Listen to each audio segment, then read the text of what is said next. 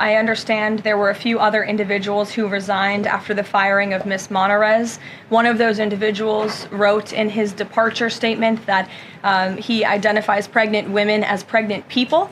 So that's not someone who we want in this administration anyway. So if people are not aligned with the president's vision and the secretary's vision to make our country healthy again, then we will gladly show them the door. Yes, I saw the comments of my predecessor, Ms. Psaki. Frankly, I think they're incredibly insensitive and disrespectful to the tens of millions of Americans of faith across this country who believe in the power of prayer, who believe that prayer works, and who believe that in a time of mourning like this, when beautiful young children were killed while praying in a church, it's utterly disrespectful to deride the power of prayer in this country, and it's disrespectful to the millions of Americans of faith. And I would encourage Ms. Psaki to pray for these families themselves who need it right now more than ever.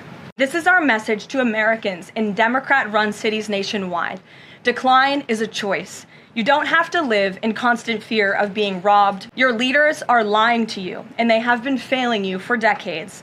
The President Trump approach of upholding law and order by letting our brave men and women in blue actually do their jobs to aggressively fight crime works.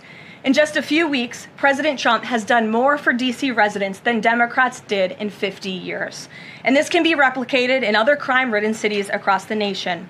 As President Trump has said, all of these elected officials in charge have to do is pick up the phone and ask for the president and the federal government's help. President Trump doesn't care if they are a Republican or a Democrat leader. He wants Americans to be safe and for every law-abiding American citizen across the country to be able to thrive in their city and in their community. And this is more my own observation. This is not.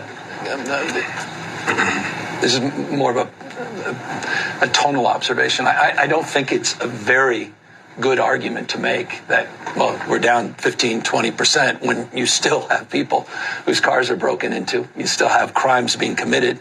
You still feel unsafe in certain parts of certain communities and all across this country.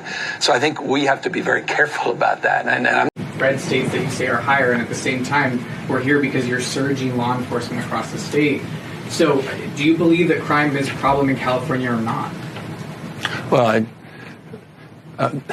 sort of a curious question. I made the entire point that crime's an issue and we want to tackle it, and we continue to do more in that space, and we announced and highlighted some of the expansion. What is not contradictory, respectfully, is that we're doing it in partnership with our local communities.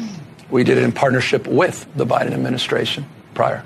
We're not talking about the nationalization, the militarization of the Guard and militarizing United States cities. So quite the contrary.